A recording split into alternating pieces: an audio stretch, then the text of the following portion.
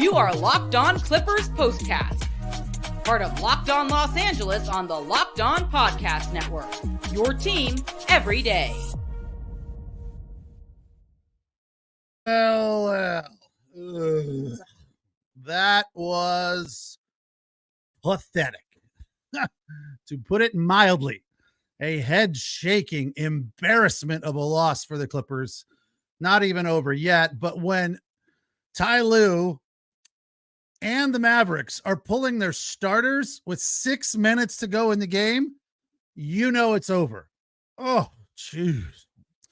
I am Pete Fox. This is the Clipper POSTCAST on the Locked On Sports LA YouTube channel, the place to hang out when every game is done, and you can listen to us on the Locked On Clippers podcast feed. I've been covering sports in LA since 2007 for ESPN and NBC Sports Radio. Tonight's show is brought to you by FanDuel. Make every moment more. Right now, new customers get $150 in bonus bets with win or lose. Just a $5 bet, and that's $150 in bonus bets. Any winning $5 bet with FanDuel / Locked On to get started. Sometimes it's win or lose, and sometimes it's you got to win the $5 bet. So apparently right now you got to win that $5 bet. Tomorrow you might get it win or lose. So I'm confused on that. But nonetheless, check out FanDuel.com / Locked On to get started. It is a fantastic app when it comes to betting on sports. And I did that tonight on this game, and it did not go well for me. I had Norm Powell to go over 8.5. He did that. But I also had James Harden to go over 17.5. He didn't even come close to that.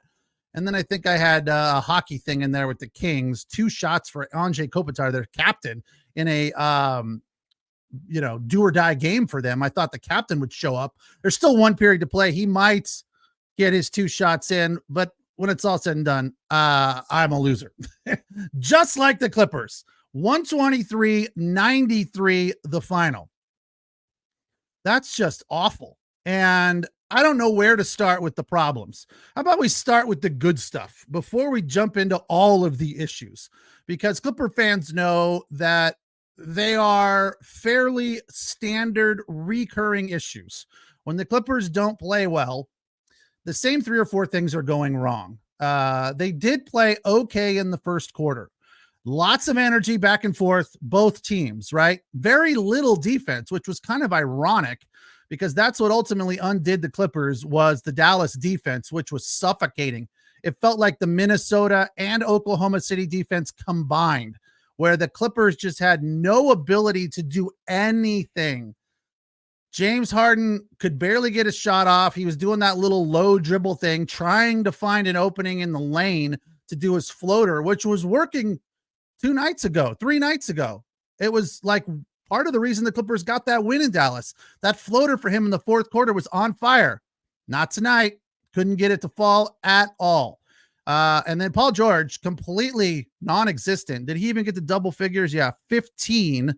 James Harden finished with 7. I mean, that's he should be standing at the gate as people are leaving, giving them all $5 just for how embarrassing that performance was. Or maybe 20. I mean, he's got millions, right? Everybody that came to this game should get a 20 spot for how embarrassingly bad James Harden was. And Paul George, not much better. He had a little spurt there in the third quarter, which was quickly undone by Mason Plumlee's foul beyond the arc, which turned into a 4-point play. They had energy there for a little bit, like there was a crack of light coming through the door, which was quickly slammed by Mason Plumlee. But in the first quarter, Harden to Zoo, that's something they do in the first quarter frequently, was working pretty well. I like to see that, moving the ball. Terrence Mann and Amir Coffey came in, providing aggressive energy early.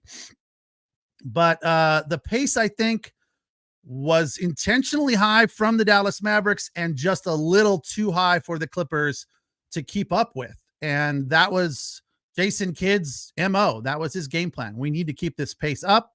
We need to stop them at the perimeter, and we need to shoot from beyond the perimeter. And they did all of those things. A+ for the Mavericks tonight. Congratulations, Dallas fans. Your team looks really good right now, and I think they probably just won the series. But the biggest issue for me in this game, I have an NBA friend, guy's been covering the league for quite a while, who has said to me over and over and over and over and over again, he beats me over the head with this, and he is 100% right. I forget about it quite frequently, but it again became an issue tonight. The Clipper fans are atrocious. When they are out of a game or the game is not close and they're not winning by 20 or 30, they are completely sleepless in Seattle. They are out of it. They are not interested. They are not there to urge their team on, to get their team fired up. Like Dallas, let's look back to a few nights ago in Dallas. The crowd was never loud. Kevin Harlan said it was never louder than when the Dallas Mavericks were down by 20. They hit a couple of buckets and the fans went crazy. Clipper fans go down by 10 and they're just like, I'm out, sitting on their hands, completely silent, not making any noise at all. Now, you can't put it all on them, but without a doubt, they do the Clippers no favor. It is a 100% self-fulfilling prophecy. And I think it kind of gets into the head of the Clippers. They have to understand and feel it, that they're not playing well, they're not shooting well, and the fans are bored. I mean, there's just nothing worse than boring the fans when they're not interested. You can feel the intensity that they're not pleased, right? Because they're not cheering you on. And I get it. It's hard to cheer when you're down, but other teams do it. Again, Dallas figured out a way. They ultimately lost that game, but the Mavericks got back into that game and even took a lead of 1 point late in the game, largely because the fans got them fired up and got them rolling. Now, I don't know if the fans were in this game, if the Clippers can figure out a way to make a three. Probably not, but at least it would have been closer and it wouldn't have been such an embarrassing loss. And it probably would have been more fun for them, right? It's kind of like if you guys show up and participate in the game as a fan, maybe the team will give you a better response, reaction, performance, and you'll have a better time. You'll enjoy the game more because there was nothing about this that was enjoyable. 123-93.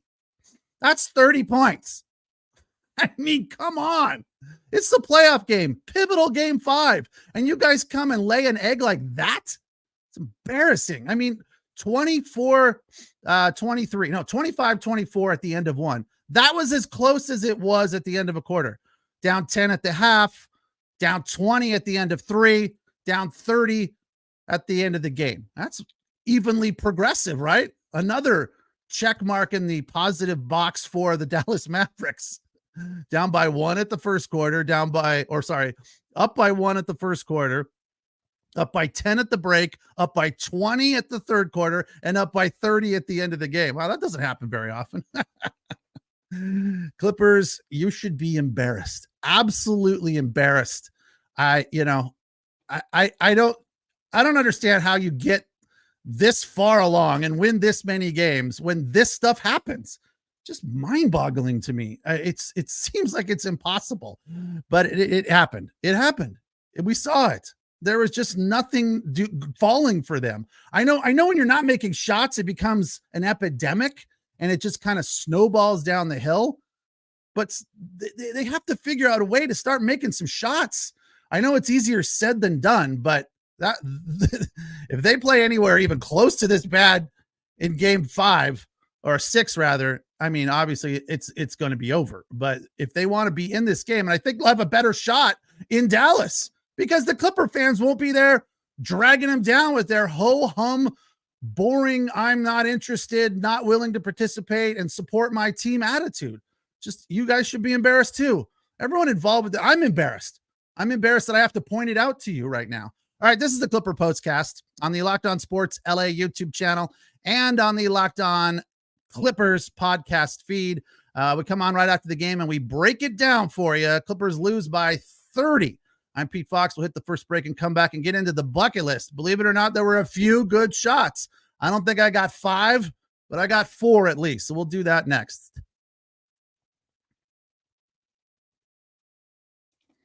All right. Tonight's show is, of course, brought to you by FanDuel. It's playoff time in the NBA, as you know, and the NHL. Baseball's in full swing, and FanDuel is your place to bet on every game. Right now, new customers get $150 in bonus bets guaranteed. That's $150 in bonus bets. Bet on everything from slap shots to home runs to slam dunks, all on the app. It's safe, secure, and easy to use. What are you waiting for? Visit FanDuel.com/lockedon and make your first bet an automatic win. FanDuel, America's #1 sportsbook. Tonight's show also brought to you by DoorDash.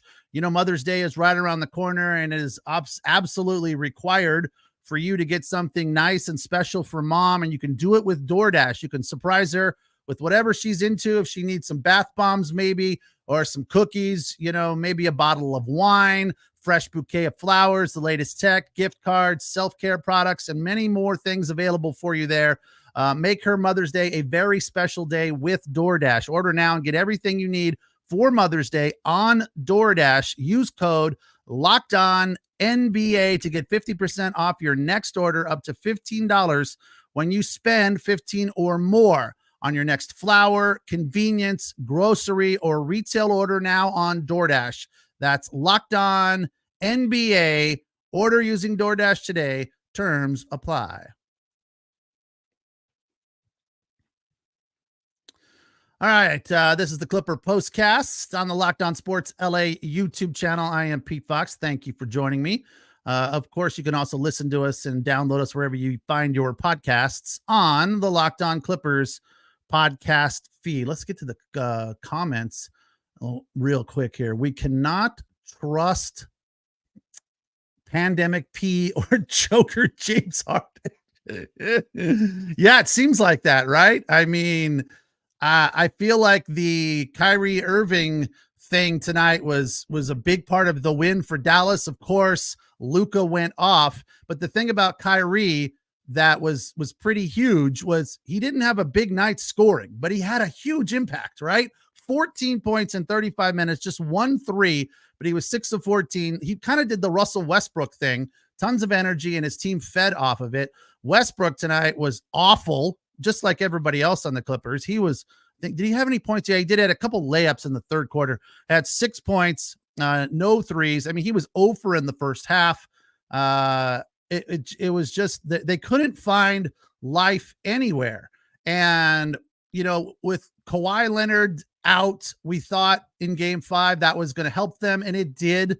They got off to a good start, making shots early, and that was big because they didn't have to worry about trying to accommodate Kawhi Leonard. And I saw a betting analyst on, I think it was ESPN, saying that James Harden rarely has back-to-back good games. And I was like, you're full of it. Come on. He's on fire. I was a believer. I was ready to go coming into this one to support James Harden. Boy, was that guy right. James Harden just was awful. 2 of 12, 1 of 7 from beyond the arc. I don't know if I mentioned this yet, but they missed too many shots from beyond the arc. 14 threes in a row. They went for one period of time where they didn't score for 6 minutes. You know, that's like, just give up and go home. I mean, I hate to be negative, but I'm trying to exercise the demons that I'm feeling right now. So let's get off the negativity. Let's get to some positivity with the bucket list, because there were some big baskets. In at number 5, as awful as James Harden's night ended up being, it wasn't that bad to start. He hit his first 3 coming out of a timeout, 4:32 of the first. So as I've mentioned before, I feel like when James Harden gets going early and he hits his first or second shot, it's good for his positive mental attitude, for his ability to kind of get on a roll and feel confident about himself and his ability to score. James Harden doesn't appear to lack confidence, but I feel like it is much more developed, and he's just in a better state of mind when he hits his first 1 or 2 threes, and he did that tonight. So I was fired up. It gave the Clippers a 2019 lead, and I thought, all right, here we go. They'll be able to withstand this pressure from the Dallas Mavericks if James Harden and Paul George get going. But little did I know that they were not going to get going, and they were going to be completely silent and absent for the majority of the night. For number 4, Terrence Mann had a nice little 3-foot layup at the 2:40 mark of the second quarter. It brought the Clippers to within 4, 48-44. Dallas was leading. It came off of a very sweet penetration down the baseline from James Harden. He found Terrence crashing to the basket, and he made the layup, and it was just a nice team play. They were passing the ball around. It was a nice bucket for Terrence Mann, and it was very needed. And Mann was one of the only guys, really, that had a good night. Even though he didn't lead the way in scoring, he was 5 of 10 for 11 points. For number 3, it came in the third quarter, right at the very end of the third quarter, when the Clippers tried to find some life, and it felt like, okay, maybe they could get some energy here. Paul George hit his first three of the night in the final minute of the third quarter. The Clippers were down huge at that point, 85-66, but in 30 seconds later, he hit another one to make it 85-69. It was part of a 9-2 run for the Clippers. But here comes Mason Plumlee, who was good a few nights ago in Dallas. Tonight, not so much. He had that one dunk, but beyond that, nothing. He had a free throw, 16 minutes. He had 5 rebounds and 1 turnover, 1 steal. So really, and the biggest thing that he did was that foul beyond the arc, which sent somebody to the line, Washington maybe. The 3-pointer was good, and the foul, the and one, made it a 4-point play. So it took a 9-2 run to a 9-6 run. And then the Clippers came out in the early part of the fourth quarter and were showing energy again, playing hard, lots of energy for about 2 minutes in the fourth quarter. And 2 or 3 looks on one possession with open threes. I think Terrence Mann missed one. I feel like Amir Coffey missed one. I feel like Norm Powell missed one. And Kyrie came down and buried his only 3 of the day. And you just felt like the energy come out of the entire team and the building, right? Again, I've stated my feelings about the fans. They don't provide a ton of energy, but at that point, little bit of energy right there. They were starting to feel like, okay, maybe we can get back into this. And if that 4-point play didn't happen and they make one of those threes, it's like a 12-point game at that point, and it's not terribly out of reach. But when James Harden's not making threes, Paul George is struggling, although maybe he would have got going as well if he would have hit a 3 right around, in that possession early in the fourth quarter. But it wasn't to be. It just was not to be. Too many offensive fouls. They looked really, really sloppy. I want to say most of the night, starting in about the second quarter, offensive fouls, turnovers, all of the issues that have plagued them in losses throughout the year. Now, ultimately, the number of turnovers wasn't terrible, 13, but they were at crucial times of the game when the Clippers needed momentum, trying to get on a roll, stack some stops, make some buckets, and they just couldn't do it. They could not get it going. Harden stumbling all over himself. And it was just not what you're looking for. I mean, I think another terrible sign for them was Norm Powell coming out and missing his first 3 threes. So he also just couldn't find life. 1 of 6 on the night for Norm Powell, 14 points. So in all, it wasn't a terrible performance. But they just needed somebody to get rolling from beyond the arc. And Terrence Mann was the guy that had probably the most energy, that looked the best tonight, but he's not necessarily known for his 3-point shooting. Of course, he's capable of it. And he played very well, but he's not known for his 3-point shooting. That's Norm Powell's job. That's Paul George's job. And that's definitely James Harden's job. And when James Harden is off, this team just struggles. And really, you'd like to see Paul George step up and be like, all right, James, I got you. Not tonight. Did not happen. So Clippers fall, losing 123-93, and now trailing the series 3-2, heading back to Dallas for Game 6. I'm Pete Fox. This is the Locked On Clippers POSTCAST. We come on after the games and we break it down for you. And tonight, there's a lot to dissect, most of it negative, trying to find some positive stuff, but there's just not a lot of it. I'm sorry. You can also listen to us on the Locked On Clippers podcast feed. We'll hit our final break and come back and wrap this thing up and get ready for Game 5. Again, I'm Pete Fox, and this is the Locked On Clippers POSTCAST.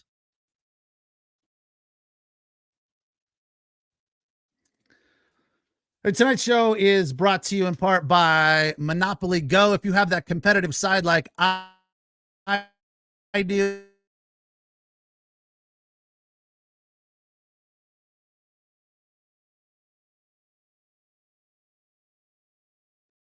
you should raise. You can build up amazing cities that bring you big money. And the best part is messing with all your friends that are playing on there as well. You can charge them rent on iconic properties like in Classic Monopoly, but now you can also rob their vaults of riches for yourself. And the leaderboards show you who has the biggest Monopoly coffer and who the biggest Monopoly tycoon is. You can team up with friends and people all around the world in time tournaments to earn huge rewards. So get in the game, join your friends, download Monopoly Go now for free. It's in the App Store and on the Google Play Store.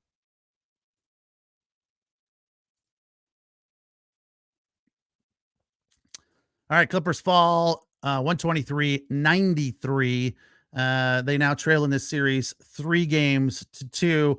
Westbrook seemingly was doing his energy thing, but it didn't really turn into much tonight. And I think that was another part of this problem. He was over in the first half. He didn't score until like the third quarter. And there were opportunities where he was open. And of course, Dallas, I'm sure, did that on purpose. They were like, yeah, that's fine. Let him be open. And he would, take the shot, of course, and miss. He was 0 for 3 from beyond the arc, 2 for 11. He got a couple of layups in the third quarter when the Clippers were trying to find a little bit of energy. It came right at the end.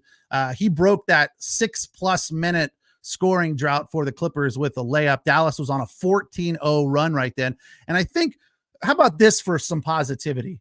Let's talk about the Dallas Mavericks defense for a second. Let's spend a minute or two giving them some credit that is just deserved, because I don't know. It felt like at times they had 6 guys on the floor.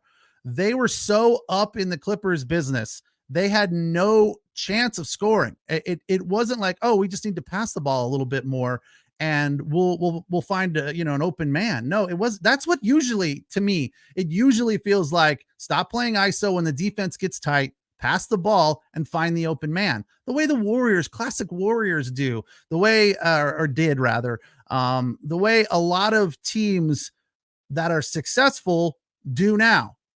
I feel like the Boston Celtics are very, very proficient in moving the ball to find the open man, passing it around the perimeter. I know for a fact that the Oklahoma City Thunder do it. To a certain extent, I mean, look, the Minnesota Timberwolves are really more based on defense and that inside game, but they are capable of it as well. Any team right now that's playing well, when I watch them, it seems like the ball movement is crucial to their success. And when the Clippers are going south and it's not going well, they start playing ISO and they do not move the ball.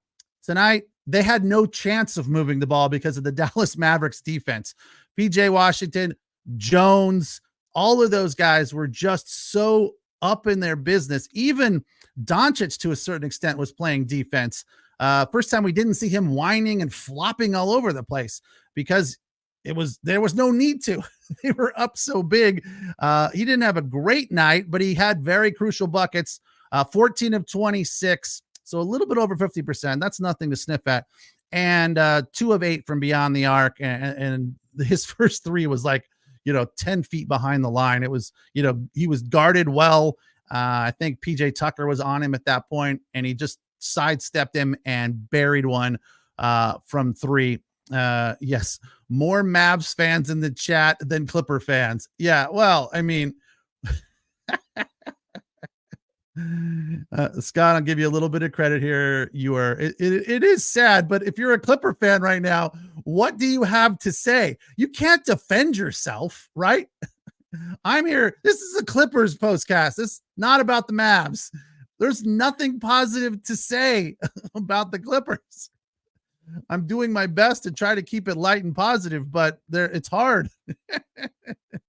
Harris, the Mavs still haven't shot the ball well, and we should have won by 50. It wasn't 50? Are you sure it wasn't 50? Harris, it felt like 50. I was ready to come in here and start the postcast in the end of the third quarter. Oh my. So yeah, the Dallas Mavericks defense, I don't know where they found that energy. They're decent. They're good defensively, but not like that. That's not something we've seen from them. That was a bit of an aberration for them on defense. But if they can keep that up, they will dispatch the Clippers rather quickly in game 6 and will give the Oklahoma City Thunder a run for their money. But that's tough to do. You know, that defense right there was suffocating. That requires a lot of energy. And I don't know that Doncic is up to that necessarily. I don't even know that Kyrie's up to that necessarily. Kyrie's a little bit older. Doncic is not, but he's not about defense. That guy, I mean, he can play defense, but he's not about it. He's about scoring. That's his thing. Scoring and flopping and whining, right? So I don't know. PJ Washington can probably do it. Jones Jr., Derek Lively was fantastic tonight. One of my notes in the first half was, and this has kind of been one of my notes every night against the Mavericks in this series, the Clippers have got to do a better job of stopping that alley-oop, mostly to Derek Lively, right? They cannot allow that to happen. They cannot allow him to get loose and just hammer down those dunks in the alley-oop. It makes it look so easy, and it looks like the defense is completely non-existent. So that's one thing that needs to improve in game 6. Another thing that needs to improve is they need to close out on that. Kleba? They need to close out on that guy beyond the arc, right? The late closeout with the flailing of the arms, the half-assed, I'm trying to guard you, but it's not real defense. That doesn't work against him. He made 3 consecutive threes with Harden kind of like, throwing up a lazy hand as the ball's already left. That they have to focus on closing out on that guy with more energy when he's beyond the arc, right? He's not a great shooter, but he has the capability of burying threes. Tonight, he was a great shooter. 5 of 7 from beyond the arc for 15 points. That was a big part of what started the hammer falling on the Clippers' head. That guy just burying 3 after 3 after 3 because he was basically wide open and the Clippers weren't defending him. So they need better closeout. They need fewer turnovers as per usual. They need to make a few more buckets or a lot more buckets. And they need to stop that alley-oop. So those are 3 or 4 things that I'm sure are on the whiteboard right now in crypto.com that Ty Lue is circling and saying, all right, we're going to work on this tomorrow. Or you're going to watch video of it on the plane as we're flying to Dallas, because they just have a lot of things to focus on. There's not just one. So, I feel like the do or die aspect of things is going to help them. One or both Paul George and James Harden have got to show up and be better if the Clippers have any chance. This is just funny. I don't know why. Exum needs to be benched permanently for Hardy. That's not the one. Sorry, I clicked on the wrong one. This one. What is this? That's funny. The LA strippers. I don't even know what that means, but it's funny. And I think it's a good place to end this where we're all kind of feeling a little bit lighthearted. I see Ashams. I don't know if this is going to happen. Comments are coming in so fast and furious. I can't get them all up when I want. The Clippers need to bench Westbrook. I don't think that will happen because his energy has been too crucial for them. But they need to tell him to stop shooting. I just don't think that will happen either. Hey, if you don't make your first or second or third shot, then don't shoot anymore. Play defense, get steals, pass the ball, facilitate, get everyone fired up, but stop shooting. That's the rule. If you don't make one in your first 3, stop shooting. You're done. You get 3 strikes. It's like baseball. You get 3 strikes and you're out. All right. That's the deal for Harden. I mean, for Westbrook. No more than 3 shots. If you don't make one in your first 3, you're done. All right, Clippers, hopefully not done yet. Down by 1 game, heading back to Dallas.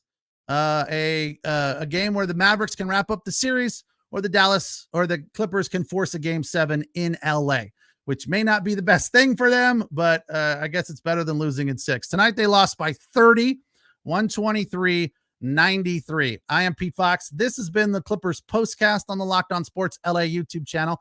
Thank you for the comments. Thank you for joining me. You can also listen to us on the Locked On Clippers podcast feed. We will be back with you in a couple of days for game 6, which will be in Dallas at the American Airlines Center. 5-3. So that's Friday. So we'll do that on Friday. I'll be doing Locked On Dodgers tomorrow. So if you're a Dodger fan, they won tonight comfortably to take 2 of 3 in Arizona. I'll be covering that. And it looks like the Kings are in trouble and they're going to lose as well. So sad news there. Tough night for LA fans, unless you're a Dodger fan. Again, thank you for joining me here. We will talk again very soon. Have a good night.